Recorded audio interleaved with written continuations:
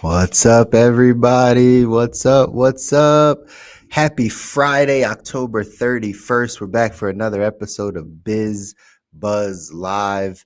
And on this last day of October, we're going to dive in and we're going to talk a little bit more about job security. I know some of you have been seeing the layoffs, you've been seeing the furloughs, you've been seeing the government shut down. And we have to have an honest conversation around what is job security. Stick around for the show.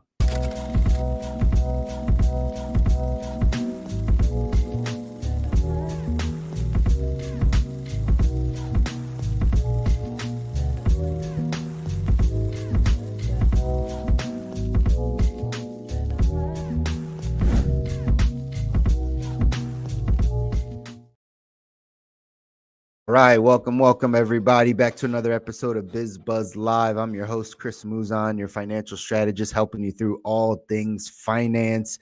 Happens to be the last day of October at the time of recording this, and we're about to head into a brand new month, the month of November.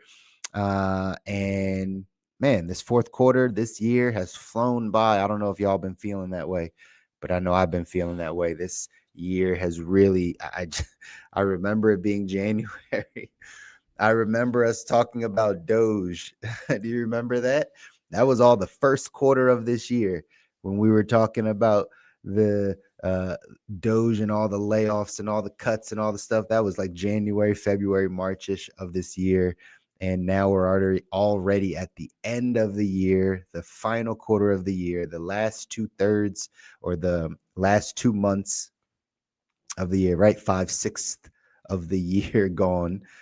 And man, a lot of stuff have been happening. A lot of stuff has been happening. I hope this month has treated you well. I hope you treated this month well. Again, y'all, the thesis why we start this show and why we started this show, BizBuzz, is to talk about industries. It's to talk about making more money. I would tell you, being in this financial space, inevitably sitting down with people year after year, having conversations around their financial life, whether it be their savings, whether it be their debt, whether it be their insurance protection, their estate plan, their retirement portfolio, like whatever it is we're sitting down with. Eventually, we have a conversation around cash flow. Eventually, we have a conversation around, well, what's coming in and what's going out.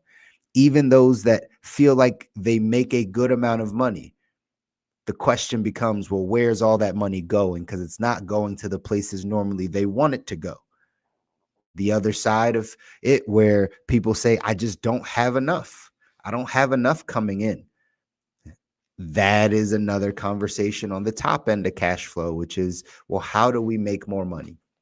I think as an industry, I've said this before, we've done a good job of talking about budgeting, tracking. I just happened to sit down with a client and went through her Chime account. And I'm not a big fan of, some of these newer app type things like Chime. I always tell people, like, you should probably get like a institutional, like, credit union or bank account, like not one of these kind of app things. But that being said, diving into her Chime account, it gives all the breakdown. It makes it very simple for her to see exactly where all of her money's going. It was shocking to me that it was that simple. And she had never used it in that way.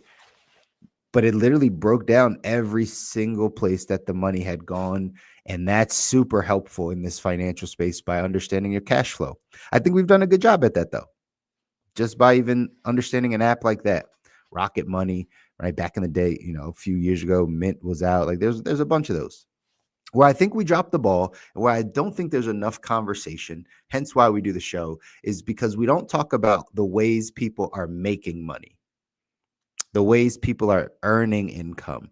I don't know that is talked about as much.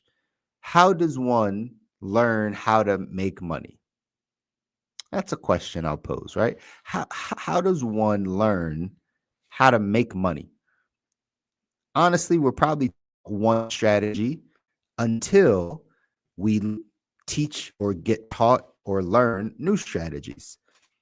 So the general consensus, I'm sure many of you here on LinkedIn and YouTube would agree that the general consensus is go to school, get some higher education, go get a job. That's the general census of most people as the way that they earn money. Find a job that you like. That's what kind of the advice you hear. Find a job that you like. Find a job that, like, gives you a good quality of life and good benefits, and work the job. I'm sure more than half of the country believes that that's still the path to go. Our conversation here on BizBuzz is like, well, what if there's another path? Is anyone showing a different path? Is there another way to get to financial freedom, or to build a solid foundation, or to secure your family's financial legacy without just going that traditional route? So we want to talk about it. We want to talk about, well, what if there's a way to play the corporate game, so to speak, right? Climb the corporate ladder, so to speak, understanding how to play that game. And is that still a game to play? Where I don't know that we're in a season, or we're ever going to get back to a place, I don't know, that someone works at the same employer for 30 years, 40 years. We're at the tail end of that. The people that have worked for something for 30 years or 40 years are just heading out the door. Companies probably can't wait till they head out the door. But even people that have worked somewhere for 20 years, it's not safe. You're probably in your 40s or 50s. You still got a little bit of time to go. That company may not want you there. I don't know that you're going to make it to 30 years or 35 years. So what's the other alternative? What if you have to bounce around, get to new industries, climb that ladder by bouncing different companies and taking your skill sets to different places? What if you're in the gig economy, which is what we're going to talk a little bit about today, is just the opportunities for people that make extra money, keep their full-time job, and pick up something on the side? That could be another way. What I always stress, and those of you that have watched the show and continue to watch it, I say the same messages. A mentor of mine would always say, right, leaders repeat things. Leaders have a simple message and they just repeat the same things over and over again. You find different ways to say the same things, but at the end of the day, the strategy doesn't change. The path doesn't change. This is the path that I see fit for most people. It's just, will you adapt to it? Will you listen? Will you apply yourself? The other side, after the gig economy side, is to take ownership of your life, take ownership of your income, upgrade your skill sets, upgrade your relationships, and start to find the needs of people that you can serve. You have to learn some skills around sales, around influence, around communicating, around marketing, around how to get eyeballs, get attention. You're going to have to learn some skill sets. That's not something that you might know working at a job. You might have never been taught that. But remember, what got you here won't get you there. So if you're like, this isn't working out, I don't think this is going to prepare me for where I want to go, well, then we got to switch course, but we got to learn something in order to switch course. You can't take your same skill sets and think that that's going to last you for the next 10, 15, 20, 30 years in our country. So I'm always going to encourage the entrepreneurial side, the growth side, the picking up some skill sets, the having new conversations, raising your identity, tapping into your own talents and abilities, not what the job told you you're good at, but what you know that you're good at. Most people have never found that. Most people don't take time to find what they're actually good at. They know what they've done for work.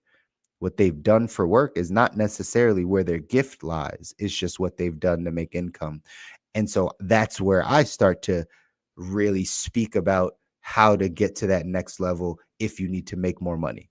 But there's all different types of paths. There's no one right way that's for everyone, but we need to talk about all those paths specifically because right now and what we're seeing in 2025, heading into 2026 at the time of recording this, is that jobs are not secure. Jobs are not secure anymore.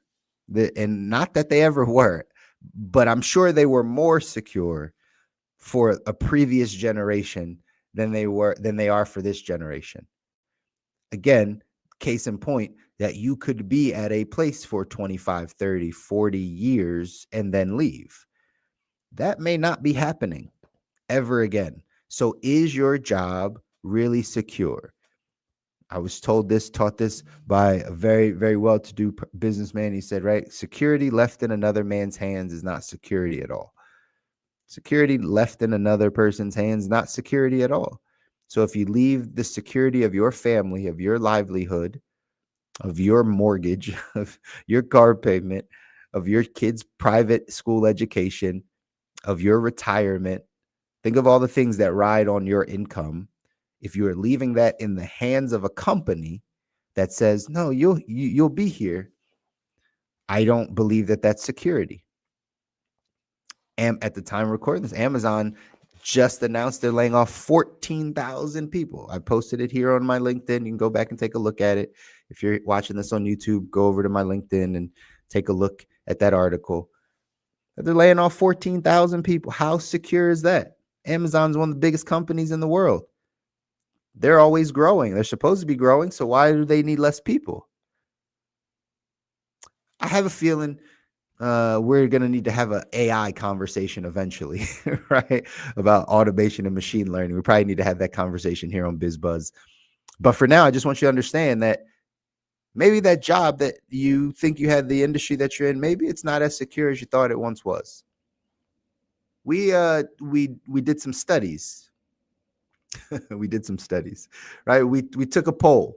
We took a poll, and in that a couple polls, actually two separate polls that we took to talk about extra income, like what would happen, or how would this happen if your job was not secure anymore. If your job was not secure, and we posed this question, we said you've got 6 months. I give you 6 months to add $3,000 a month to your income without working extra hours at your job. How would you do it? Again, we're talking about income. We're talking about how would you, if you had to go make extra money, if you had to add $3,000 a month to your income over the next 6 months, how would you go do it? 86% of people said start a side business or freelance. And then 14% said that they would do online betting. Again, we can talk about the online betting side, but starting a business and freelancing. Got it. So if the majority of people know that that's what I got to do. If I need to make more income, I'm not going to get another job. I got to start a side business or I have to freelance. We dropped another poll question, similar tone, but a little different question. We said, hey, if you had to make an extra $3,000 this month, not over 6 months, but over this month, if you had to make an extra $3,000 this month without working extra hours at your job, again, that's not the goal to just work overtime, a bunch of overtime hours. What would you do? This one was a little bit more split. Monetize my skills. Okay. Or flip or resell online. Okay. Or invest or trade. So something in the market. Got it. So most people say they would invest or trade. They would put money in the market. They would create, some type of, that's a form of monetizing your skills, in all honesty. But they would figure out some way to be able to put money into the market, take that money that's in the market, and then make money from it this month. A lot of times that strategy doesn't work, especially because it's such a short-term fix, like a short-term dopamine. But again, the question is if you need to make $3,000 this month. Some people said flipping or reselling. Flipping or reselling. So that's sales. That's sales. Taking things that you have in your home and reselling it. Going to garage sales, buying something for low, selling it for more on eBay or whatnot, or TikTok shop, or whatever the case is, right? The other side is monetizing your skills. And this is where I want to sit for a second, because I don't think we take enough time to think about this. Monetizing your skills. What skills do you have? That's the first place to start. What skills do you even have? Right? And so once you identify that, then you can understand how to monetize them.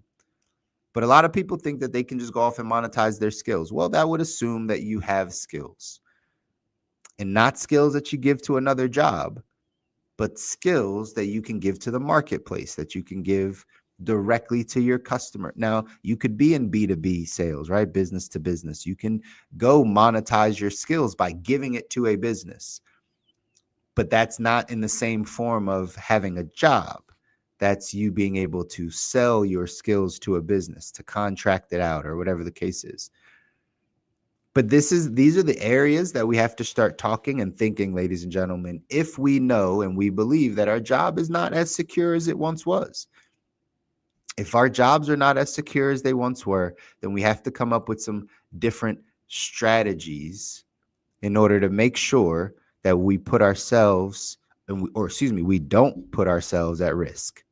We don't put ourselves at risk. Here's the risk today, just so you know.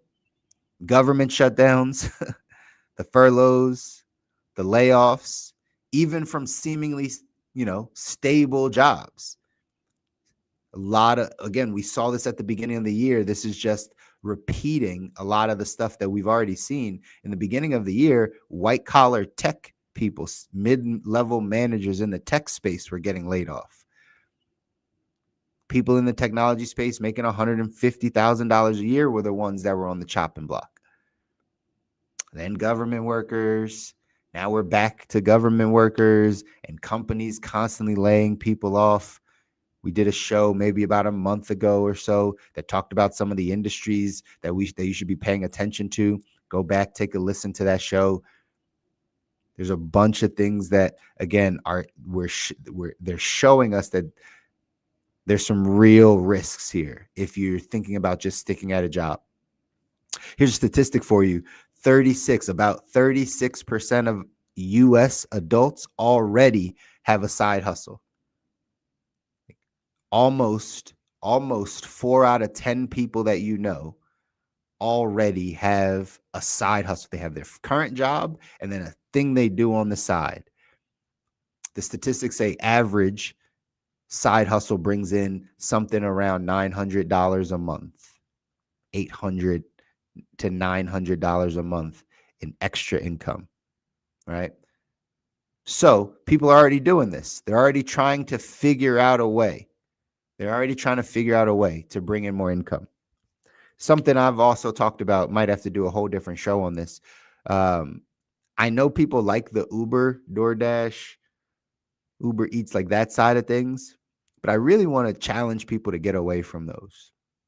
I can understand the mindset, but I'll tell you, the mindset, even though you believe you're working for yourself and you control your own hours and you control how many rides you take, you really don't control the money you make. You just control the amount of time you put into it.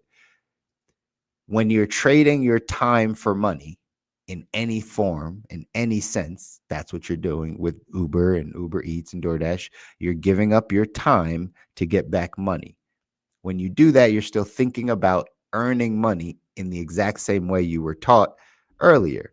Go to school, get good grades, get a good job, right? It's the exact same form.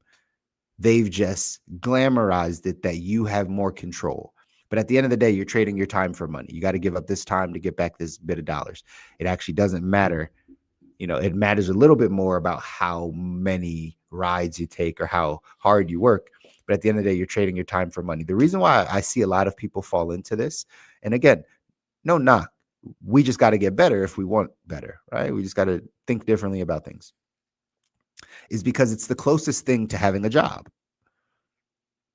right? Immediate gratification. The reason why a lot of people stay at that job long term is because it feeds you. It gives you a paycheck. There's something that is regular. That's where we start saying the word security. because we know that every 2 weeks, because we work for this corporation, we're going to get a paycheck.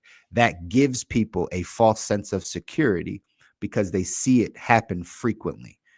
Every 2 weeks, some people get paid every week. You see that paycheck hit your account. So in your brain, you're like, oh, this is safe. This is secure because I see it come in.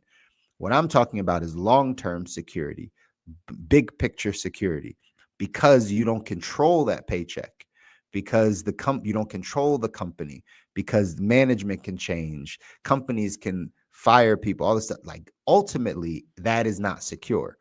When people start getting into the gig, DoorDash, Uber Eats, driving side of things, it almost feels the same like a job. If I go drive for 5 hours, I'm going to make money. I'm going to see it immediately happen. I'm going to see it immediately put into my bank account or however that works. But I know that that money is coming in. So we're still thinking about earning the same exact way. That's why a lot of people go that direction. Probably the 4 out of 10 people that have side hustles and things are typically in that gig economy where you can see it right away. You know what gets harder in the side business, right? Thing that you want to do to create more income for yourself is investing into something, investing time and energy and thought and resources into something that will ultimately lead to your extra income, leaving the job, security. It's investing into the thing that will lead you to the place of security. Because again, security left in another man's hands, another person's hands, is not security. So that means the security comes in your hands, what you own, what you build, what your skills are, where you've invested time, where you've invested energy. That's where true security comes from, because you're betting on you. The jobs have taken away our confidence in us, in betting on us. Sure, there's varying degrees. You can bet on yourself and lose. That's okay. There's no such thing as failure, right? There's just learning and growing. I don't know if that's your belief, but that's my belief. There's learning and growing. But if you bet on you, you are the secure, you can control you. If you have to go make more money to put yourself in a position to learn, to earn, you can do that. You can read 10 books in a month. You could, because you control it. So ultimately, investing in something that will ultimately give you the return that you're looking for is a very smart way to, again, start this process of getting your security back. Because question, is your job really secure? Is it really secure? I know you get a paycheck, but is your job really secure? Most likely not. Most likely not. So what are some things that we can do to generate some extra income? Again, you heard some of these things, the freelancing, the remote work. That's how you give if you have a talent in something, you have a skill in something, learn how to get that to people. Learn how to give your skills to the marketplace and let the marketplace decide what to pay for that. If it's even needed, who would benefit from it? So you can go freelance. You can go do the remote work, the virtual assistant work, those types of things. The online skills that you can meet as many people as you need to. You can do that. What if you want to teach? What if you are an educator? We're probably going to do a whole series on educators and education in general, because it's one of the industries that needs to be disrupted. Is our education here in America needs to be disrupted. But it starts with the people that are in the industry, the educators, the teachers, the people that are already doing it. Well, how do you go give that to another person? I know some people go on that, what's the site called? Udemy. I don't know how to say it. Udemy, I think. Udemy. But either way, that's one of the ways you can create online courses on Teachable, right? There's all types of things. Or you can learn the skill set of finding how to get to your market, the people that you want to serve. If you're an educator and you like to do high school prep, you like to do SAT prep, then there's endless amounts of high school kids that need to take the SATs. You can go find out how to connect with 10 parents, 10 families, and tell them why, if they hire you, your child will get into Stanford. Well, if they hire you, you're going to make sure that they get 200 points above the school average. If they hire you, dreams come true, right? Like that becomes uh,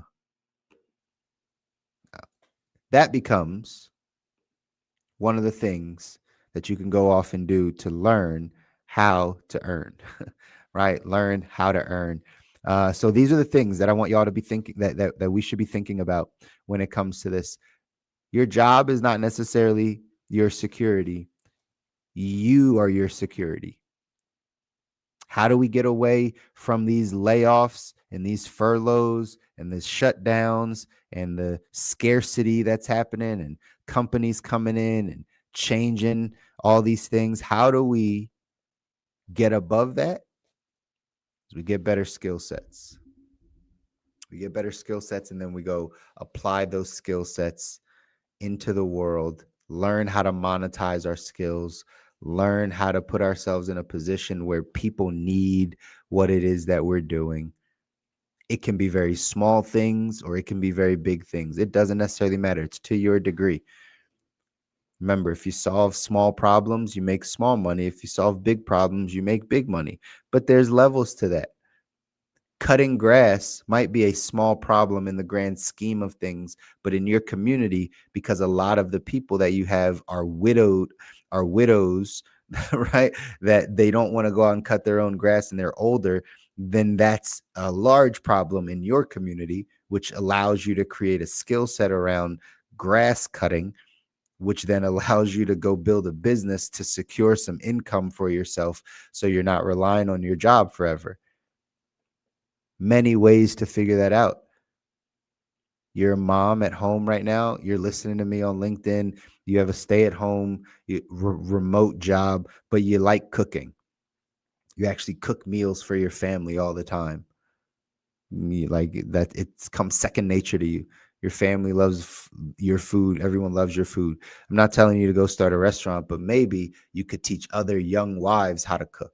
You can teach other young husbands how to cook. You can create a package that says, hey, here's how we show, here's what mise en place is, right? That's my culinary background. Here's what mise en place is, and here's how to organize your kitchen so that it makes it efficient so you can cut down your steps.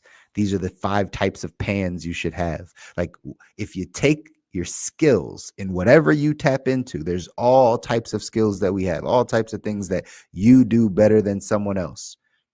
You have to learn how to give that to the world. And if you can learn how to give that to the world, you can monetize it. And that's how you get to security. If it is to be, it's up to me. If it is to be, it's up to you. It's not up to your employer. It's not up to the government. It's not up to the economy. It's not up to your environment. It's not up to your school system. It's not. If it is to be, it's up to you. It's up to me. We got to take back control of those things to get that security. Kudos to everyone that has done that. I know it's a challenge. I know it can be a little difficult, but that's what we're going out to do every single day. Enjoy the rest of your Friday today. We're going to be back next week. I went back next week for another BizBuzz Live. Lots of cool things in store for you guys coming up on the show. Really just want to make sure this adds value to you for anybody that's thinking about earning more money, thinking about how do I change my financial situation. It's typically going to come down with you making more money, bringing in more income, and we need some ideas of how to do that. Then we need to go execute on those ideas, y'all. All right. Enjoy the rest of your Friday. I'll see you back here for the next one in November. Peace.